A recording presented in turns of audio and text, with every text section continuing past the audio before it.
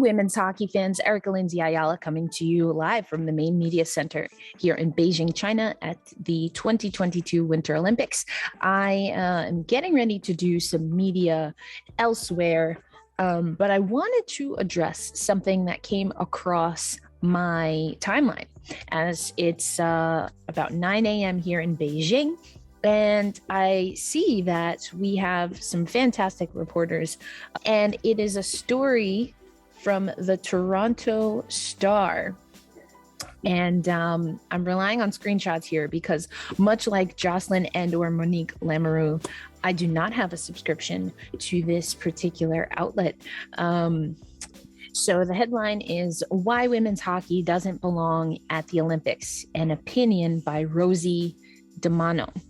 And so what I thought I'd do today is Hilary Knight the other day was asked a similar line of mildly aggressive questioning. I believe it was a Finnish reporter. We were just about done in the scrum and this person came in hot, guns blazing, wanting to ask Hilary Knight, or really wanting to have Hilary Knight defend his thesis about the lack of competition in women's hockey, which is really interesting coming from someone who's reporting in Finland, and Hilary Knight alluded to that. So what I've decided to do, this is a special episode of my Black in Beijing series on YouTube, and for audio, you can listen on the Founding Four podcast. So this will be my independent journalism coming to you from Beijing, China.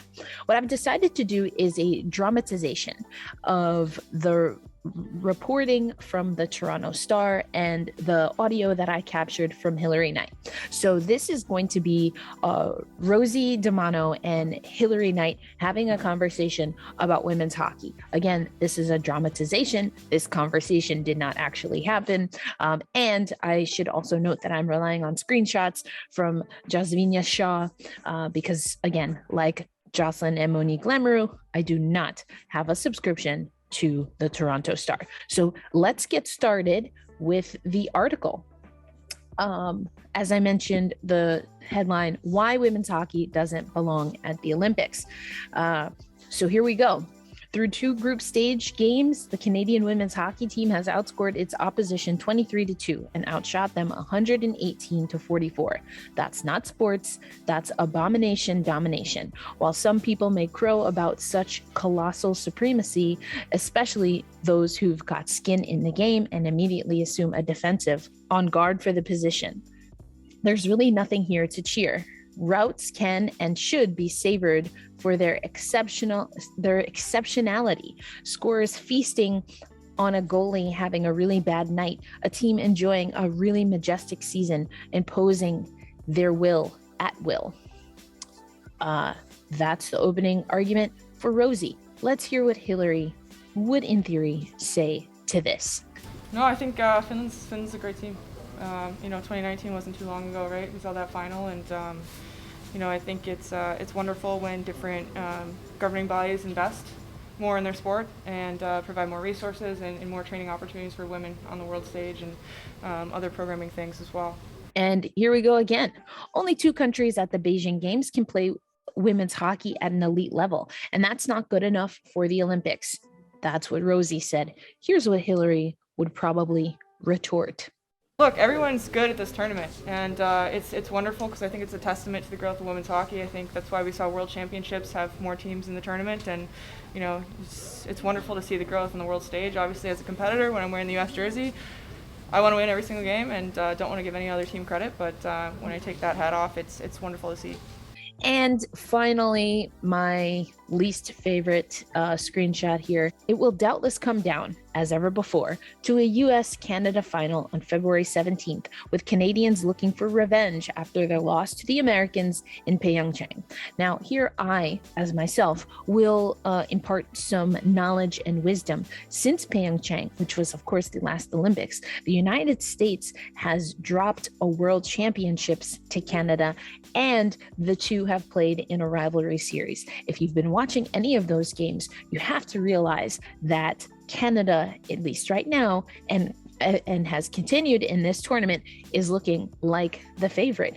And it definitely will be the United States that will have to strongly defend their Olympic medal from 2018. Okay, back to Rosie. Honestly, I'm getting sick of this mythologized rivalry and everybody else, and also Ran.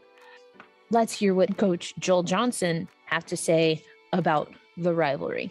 Yeah, it's one of the best rivalries in sports, and I think I would put it up anything, any sport, men's or women's.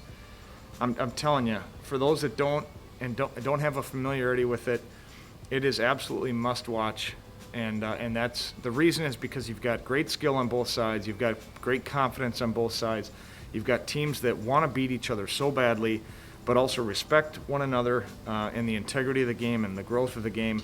But at the end of the day, when it comes to the puck battle in front of the net, both teams want to beat each other up and score. And I look at in the sport of hockey, when you see rivalries like that, it's special, and that's what makes people want to watch. And I look forward to Tuesday because I think it's one of those games. And finally, I'm going to end with Hilary Knight.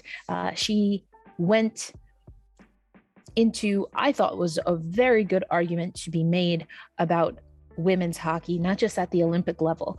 And so I'm giving the final word in my made-up dramatization, of course, to Hilary Knight. I want more money and more eyes on the sport. In the sport, we need more money, we need more marketing, we need more visibility, more storytelling. You guys are doing a good job programming as well, and resources. The game's getting a lot faster, and that's only because we now have more opportunities to train, and especially from the grassroots level all the way up. So it's really important to invest in women's hockey and see other countries doing it as well. I hope you enjoyed this, and make sure you follow me at elindsay08. That's ELINDSAY08 for more coverage from Beijing. I'll be writing after the USA-Canada game for Bleacher Report, and you can follow my work covering Black athletes. There are about 30 Black Olympians at these games in Beijing, and I will be covering their stories and how they do in the games for American Legacy Network. As always, thank you for supporting my work, and respectfully to this reporter, you don't know what you're talking about. And I'm sorry that you can't enjoy what has been a fantastic women's tournament, including Team China, who, as I predicted in stories that unfortunately never got published, China would upset the balance of the teams that are not in that top tier. And we're already seeing that they're doing that, including getting a win over Japan, who is in the top tier, in a shootout. Not a rout, but a shootout. So I feel sorry for you if you didn't find the time in your busy schedule to stay up and watch that game, but I was there live and it was fantastic hockey. And you're going to get mad at Canada for being good at hockey.